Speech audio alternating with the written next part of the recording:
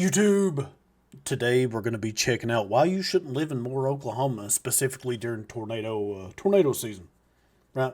We've had this conversation a few times in the individual videos like 2013, so on and so forth. This video I think touches on all three times. I'm drawing a blank on the third time. I ain't gonna lie. Of course, there's the two big ones, but kind of drawing a blank on the third one. I've been slacking. But yeah, you got to move out of Moore, Oklahoma. I mean, heck, boys, what are we now? We're towards the end of May. Moore. Let's check it out. 1999. This is just the worst scenario that could happen. Go get safe. Oh my gosh. But it was only the beginning. About half a mile to a mile wide, and the damage goes on for miles and miles. In 2013, a tornado struck that shouldn't have happened.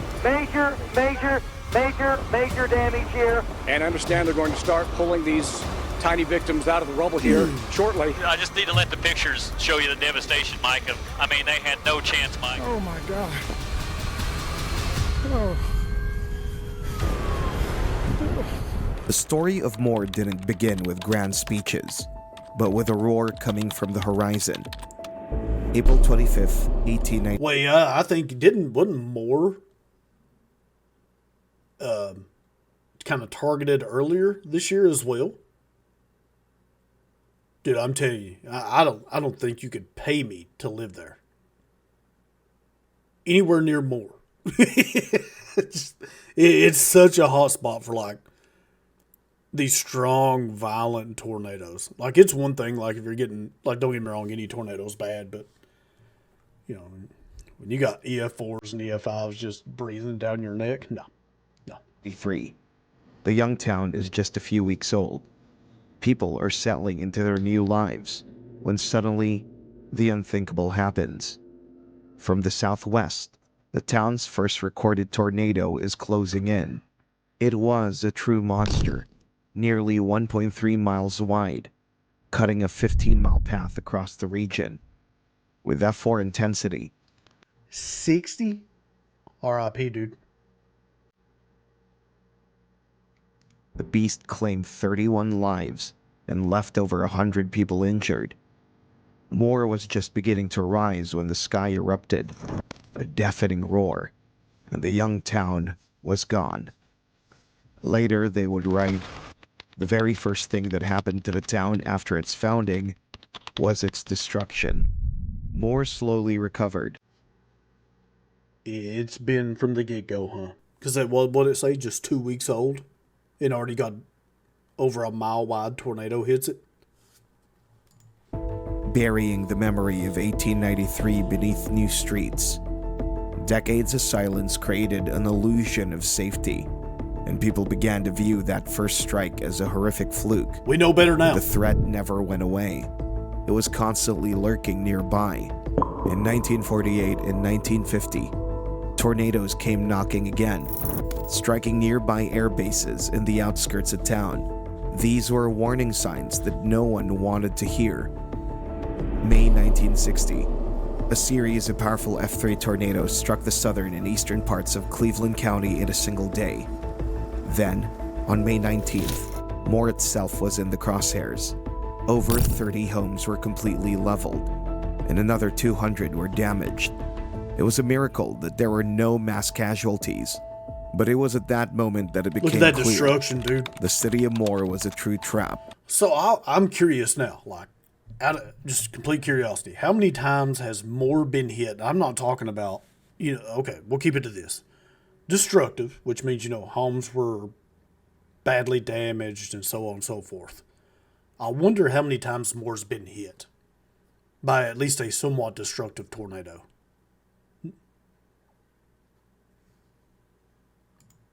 Or vortices Look at ran that. wild. November 1973. There's a circulation with this about 3 miles across, and it's going to be moving, looks like, onto the northeast toward the Midwest City, Dell City area, and still you folks in the Moore area should be extremely alert. 2 tornadoes appeared within minutes of each other. The first slammed right into the heart of Moore, with wind speeds reaching 175 miles per hour. the second twister tore through the northern neighborhoods of the city and the surrounding areas of Oklahoma City. 3 people lost their lives, and 28 were injured. The disaster caused $17.7 million in damage in today's money. The late 20th century had brought more a rare and peaceful silence, but as the millennium drew to a close, the atmosphere was shifting to reclaim the city's dark reputation as the world's tornado capital. May 3rd, 1999. Oh, it is. The morning They no doubt in my mind, it is. seemed ordinary, but meteorologists were already watching the radar as a sinister storm system began to take shape over Oklahoma.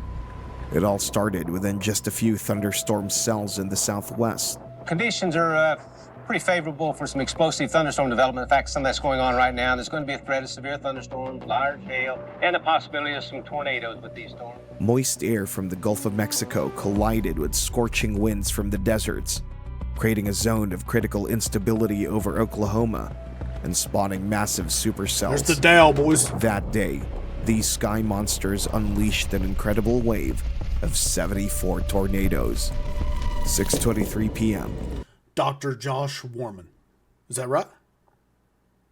From Tornado Chasers? That's where they were based out of, is Oklahoma. Grady County. It's just the 50 Dow miles made me from think of Moore. that. Here we have a large tornado, easily F3, maybe F4, long track, deadly tornado. It is moving through northern sections, extreme northern Chickasha, the airport area.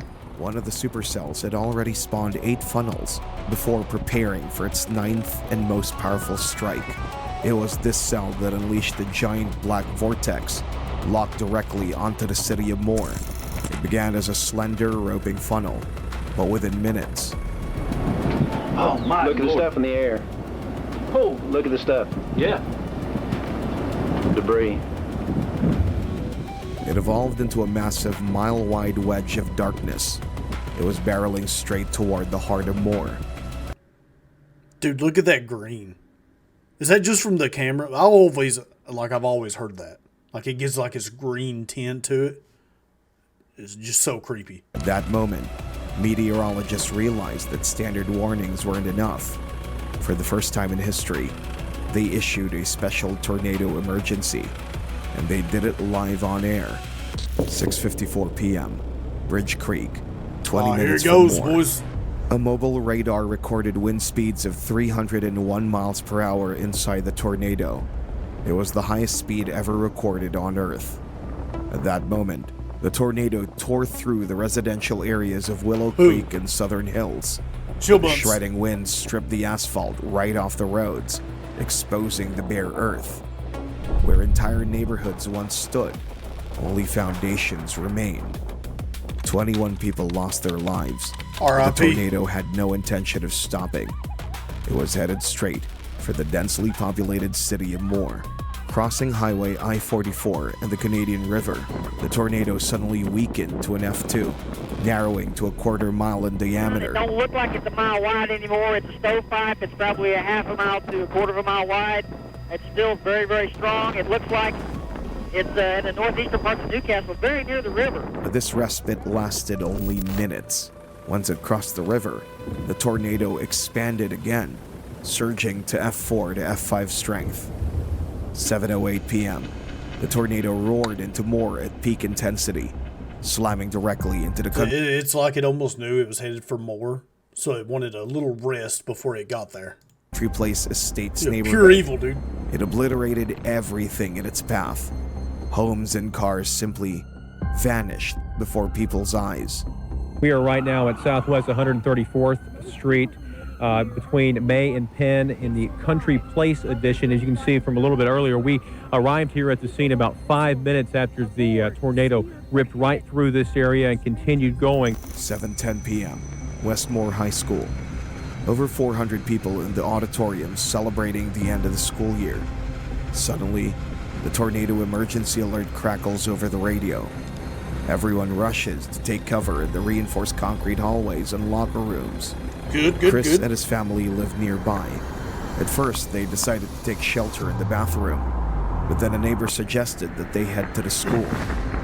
Okay, I want to touch on something before I forget. I was talking to someone in my YouTube, in the comments, and they said that, like, most of the schools there now have, like, you know, I guess tornado shelters or an area they can go to. It's more reinforced. It's what we like to hear. What we like to hear. They managed to reach the school building just in time, We left and went down to the football field house and put football helmets on. hoping it would protect them from the debris. A moment later, the school was ripped apart by the tornado. In total darkness, they could hear a sound like the roar of 1,000 jet engines. The school parking lot turned into a junkyard of twisted metal. Dozens of cars simply vanished, while others were left mangled in the trees. Among the mangled cars, they found a dead horse. It had been carried by the wind from a farm miles away. When Chris and his family returned, they saw Dang. that their house was gone. If they had stayed in the bathroom, they definitely would not have survived. 7:15 p.m. The tornado doesn't slow down. It's zeroing in on the densely Dude, I'm glad they got out of there. You know, low key, you know, I know some people will find it kind of weird, but hey, putting on those football helmets, man, head protection, maybe protect from, if it's able to open it up, you know, protect you from some of that shrapnel. That's big brain there. Smart. populated Janeway Avenue. Seconds remain to find cover. Soon, there'll be nothing left. No homes, no streets, just a flat, debris-strewn horizon. Debris in the Oh man, that ground scour. air. We pray and plead with you, please get down now. If you're I-35, get out of your car. If you're east of I-35 over to Tinker Air Force Base, please, we plead with you, go to your safe spot now. Take your radio, forget the live pictures, go get safe. God, look at that my debris, man. Gosh. 7:20 p.m. Approaching the I-35 highway. Hey boys, if you ever, like, you know, you're listening to the news and you hear, like, you know, your news anchors and stuff like that telling you, like, begging you to stay away from an area or to seek shelter, you'd best listen. The tornado turned everything around into total chaos. People abandoning their cars and running to find shelter. Everyone was trying to get away from the massive black cloud that was coming from behind. Cars were crashing into each other. Their cars just strewn over to the side. I mean, they're just twisted up. They're trying to get the people out, Mike. I mean, this is just the worst scenario that could God, happen. dude. I mean, they had no chance, Mike. No, there's cars down in the creek. It's horrible. Jim, More than 10 people scrambled under a bridge to seek shelter. And that turned out to be a fatal mistake. Oh man, I remember One this woman story, who dude. was hiding there with her husband and 2 children was sucked out and died. The wind tunnel effect turned the bridge into a death trap. 7:35 p.m. Hey, touch on that a little bit. You know, I watched some max velocity, especially like when there's potential for an outbreak or some, you know, some real severe weather.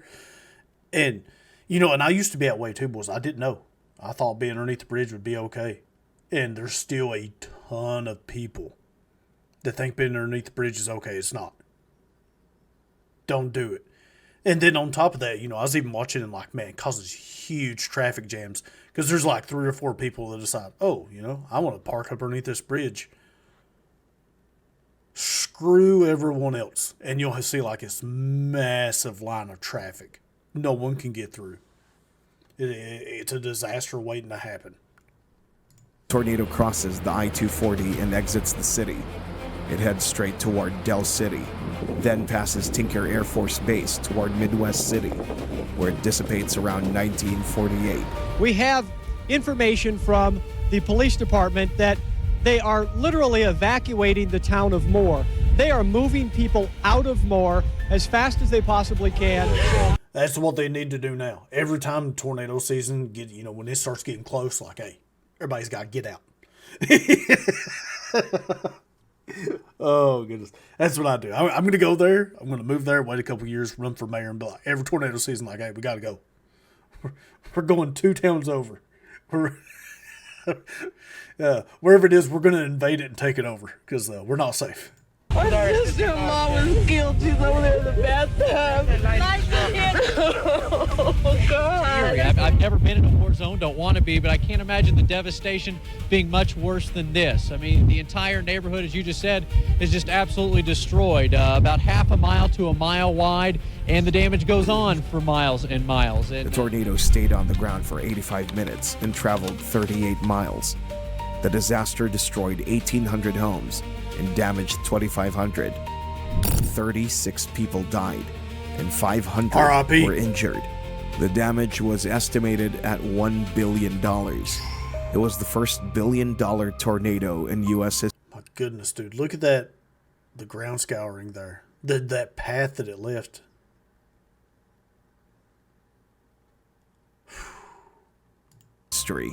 Between 1989 and the next.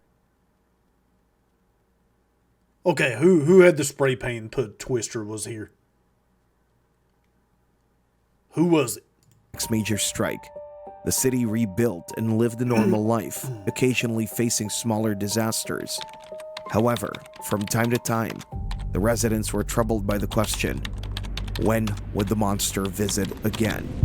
May 8th, 2003. Oh boy. Thursday, Mother's Day. Meteorologists see the perfect storm gathering over Oklahoma. Forecasters realize that the strike is inevitable. 18 radio stations interrupt their broadcast simultaneously, and at 2:30 p.m., the NWS Norman issues a warning. Prepare yourselves. It's going to be tough. Over to Moore, take your immediate tornado precautions. Have a possible tornado on the ground at this particular moment, and the conditions are such that it's most likely going to produce a significant tornado. So Mother's Day dinners were canceled. Families stayed home and listened to the radio. When the sky to the west turned leaden, I feel like if you're going to live in Moore, like you need like a secondary location. Not in Oklahoma. To where like when it gets close, like like some people have like a summer house, you have a tornado season house. hope faded. The storm would not miss them. Oh my God. At exactly 5:10 p.m., the first touchdown was reported. The tornado moved immediately north, crossed I-35, and slammed into the very center of Moore at 12th Street. The wind speed had already exceeded the 200 miles per hour mark. It was a strike to the heart of the city. Hotels, offices, a church, and a daycare were reduced to a pile of rubble and twisted metal. The Highland Park neighborhood, rebuilt just 4 years after the F5 disaster, was shaken once again, this time by F2 and F3 winds. So close to the route of May 3rd, 1999. A lot of homes that were rebuilt. We mentioned earlier this week that many homes ended up installing these safe rooms. And boy, on a day like today, came in very handy. But the tornado showed its true fury after leaving the city. The General Motors plant became ground zero, recording F4 levels of destruction. The tornado then tore through Tinker Air Force Base before finally dissipating near Choctaw. The chaos lasted 28 minutes. But this time, a true miracle occurred. As the dust settled, the reality became clear. Over 300 homes were destroyed and 1,000 damaged. Yet in Moore, not a single fatality. This was no... Hey, you can replace cars and property, boys. That's what we like to do. No fatalities. Coincidence. In the 4 years since 1999, many backyards had been fitted with storm shelters and safe rooms. People had only I mean, look at that. Those are above ground, and don't get me wrong. You know, we remember, what was it, Valonia, when that one malfunctioned, the door swung open and took the life of that the woman, and it severely injured the guy in there too. But those, number one, you know, being underground is the absolute best spot you can be, but we all know that's not an option. It's not always an option. Sometimes the environment won't allow it due to the ground conditions or whatever. I mean, outfitting these inside your home, if possible, it's better than almost any other option, right? Just you have a safe spot you can go that can handle these winds, and just hope and pray the door doesn't malfunction. But look at this situation. EF2, EF3 range in certain spots, EF4. No fatalities, dude. That's the goal to get to. We can replace homes.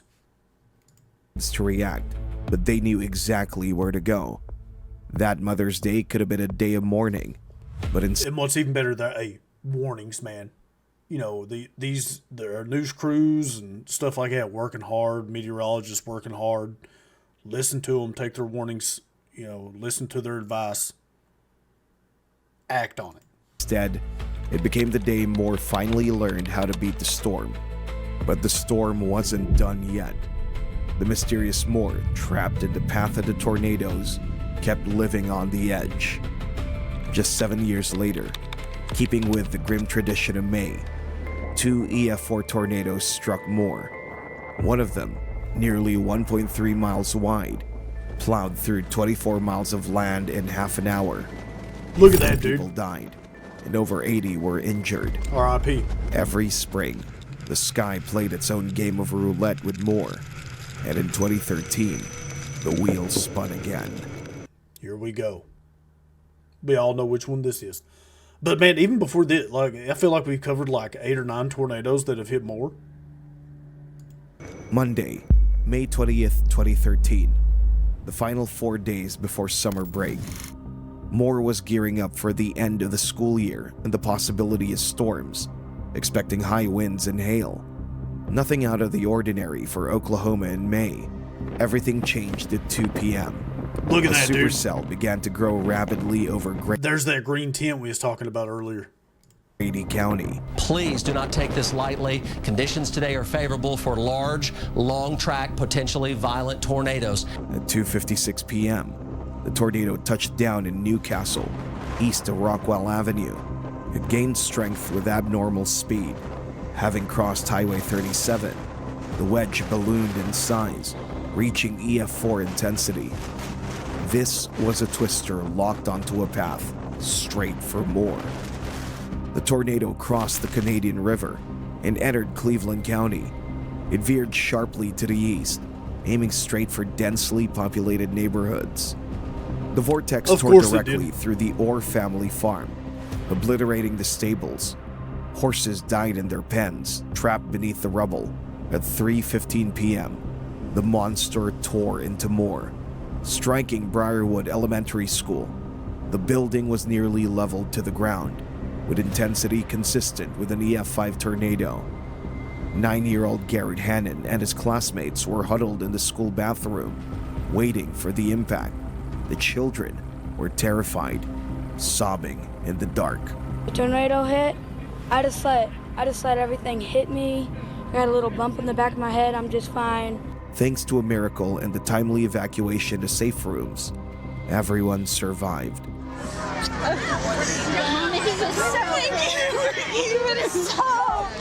But in the nearby residential area, the first fatalities had already been reported.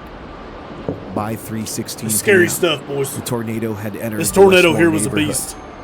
The monster leveled sturdy brick homes to their foundations. It stripped the bark right off the trees and tore the asphalt from the roads. But what happened next was beyond anyone's imagination. Around 3:19 p.m., the tornado dealt a direct hit to Plaza Towers Elementary School. The building had no storm shelter. 75 students and teachers huddled in the hallways and bathrooms, desperate for cover. Oh my God. As the tornado struck the school head-on, the walls began to disintegrate. Maya, we're both just going, please protect us, please protect us, please protect us. Zoe covered her head with her hands. She pressed herself into a corner, her only hope of survival. I was in the corner and debris kept slipping in the side, and every time I breathed in debris. Zoe remained trapped under the rubble for 30 minutes. The emergency personnel have backed out of the school. They're pulling in more vehicles. They're backing people away. And I understand they're going to start pulling these tiny victims out of the rubble here shortly. It's All too right, difficult, Lance. I'm so sorry. As soon as it Yeah, dude, I remember listening to his interview, absolutely struggling. I don't blame him, man. You know, it's one thing for, you know, something to happen to anyone, right? It's horrible. But, like, when it happens to kids, it's just like, man, it just hits different because, you know, not even got to live any life yet, completely innocent. And what's crazy about this tornado, 2 different elementary schools. Pure evil, dude. Pure evil tornado. It is so strong. So strong. was possible, her parents rushed to the school, paralyzed by the uncertainty of whether their daughter was still alive. I was running around screaming, looking for my baby. A lot of screaming kids, a lot of crying kids, a lot of broken hearts. Tragically, 7 third graders who had huddled against the wall just as they were taught in safety drills. They did not survive. The wall collapsed directly on top of them. It's out to all the parents who didn't get their children out. It's devastating. 9 more lives were lost in the surrounding neighborhoods. At the corner of 149th Street and Western Avenue, 3 people perished at a 7-Eleven gas station. They had sought shelter inside the store's walk-in freezer, but the tornado struck with such violence that the heavy metal structure was crushed like a tin can. You know, that's crazy to think too, because you hear so many stories where people go into these walk-in freezers and, you know, no problem at all. Easily, they're okay. They survive, 0 problems. But, boys, it just goes to show you, when you get tornadoes that strong, I mean, sometimes there's just nothing you can do. Like, if underground's not an option, if you're above ground, sometimes it's just, you know, I mean, geez, dude. Yeah, I mean, what can you say? 3 people died, including a woman and her 3-month-old baby. They tried to take shelter in a freezer here and didn't make it. By 3:21 p.m., the vortex reached the Moore Medical Center.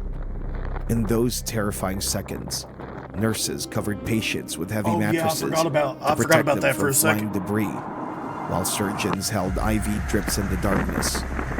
Everyone who could be moved was evacuated to the ground floor, away from the windows. Doctors and patients watched in horror as the tornado ripped the roof off the medical center right above their heads. Yep. Nearby. It's like if it wasn't bad enough, you know, the hospital gets hit too. You got all these injured people who are going to be trying to go there. Now they can't.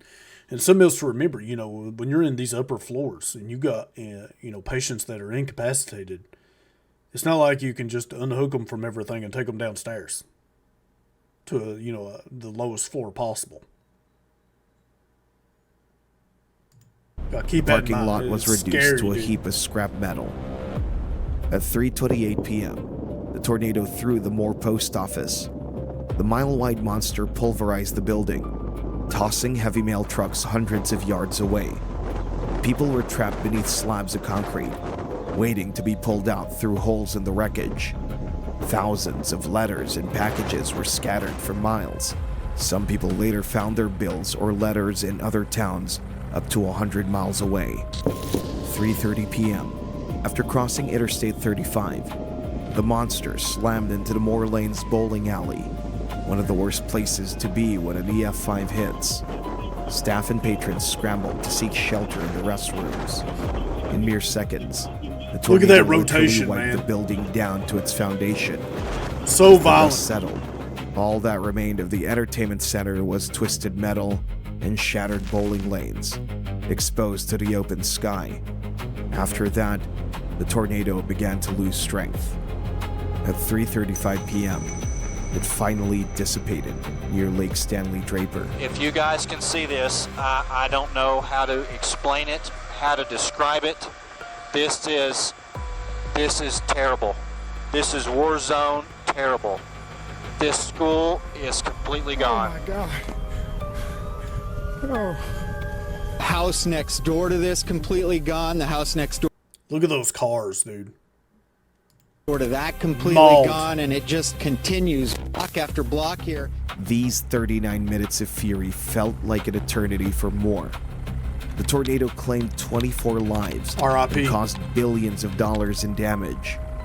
Yet, the people endured and rebuilt everything. Today, where there were once only ruins, new schools stand tall with reinforced storm shelters. Moore, the tornado capital, has once again demonstrated an incredible will to live. But the sky over Oklahoma is never truly at peace. In a city that has been at the epicenter of hell 3 times in 15 years, silence is merely a long pause. Here, no one asks, will the tornado come back? They know. The next supercell could be forming right now. The only question is, when will it decide to strike more again? Boys, hey, great video. Once again, I will have a link to this video in the description below. Make sure to check it out. Show them some love. Hit that like button like I just did. Dude, yeah, it's always, well, it's not funny. Context is important. When I say it's funny, it's just because, you know, how often I talk to people and it's like, you know, Moore. Hey, you know, I even have some people that, you know, have told me they lived in Moore. I was about to accidentally say where they moved to, but I'm not going to do that. But, you know, they moved out of there and, you know, they still talk about how they got family that lives there and they don't understand why. Man, I don't understand why either. No, I do. I mean, home's home, right? Home's home. Like I live in an area that's, you know, pretty much dirt poor. We don't got a lot going on. There's not a lot to do, but man, it's home. I love it. It's safe. I don't have to deal with this stuff, you know, but it's home, man. You know, I'm sure they feel the same way. You know, it's my home. I grew up here. I got my house. All my stuff's here. You know, it's not always, it's rarely plausible that you can just get up and leave, right? You got bills to pay, homes, cars, the whole nine. But, you know, if it is possible and you can pull it off, you need to move out of Moore because holy moly. And it's not just because, you know, those violent EF5 tornadoes. We've seen several, you know, EF2, EF3, EF4s. It's just, like he said, the tornado capital. The tornado capital. We got to get out of there. We got to get out of there. Man, but you know, it's also crazy, you know, such violent tornadoes hitting the same spot. I mean, it just blows your mind at how volatile the area is there for that kind of weather. It is scary. And, you know, imagine living there and that's always in the back of your head. Kind of like, you know, me, and which I don't know when there will be a reaction video before this one or after this one where actually, you know, there's a rock that fell and stuff off the mountains. And, you know, I talk about like, you know, it's always in the back of my head because I live next to mountains. You know, we're driving, you know, if we have to drive to town, you know, it's always risk, you know, trees fall, rocks fall. You know, but in this area, you know, you got to worry about, you know, an EF5 tornado. Which, scary stuff, boys, scary stuff. Once again, link to this video will be in the description below. Make sure to check out their channel, like the video and stuff. I would greatly appreciate it. With that said, I am Cheap. Thank you all for watching. If you enjoyed the video, like, subscribe, and all that good jazz. And we will catch you in the next one.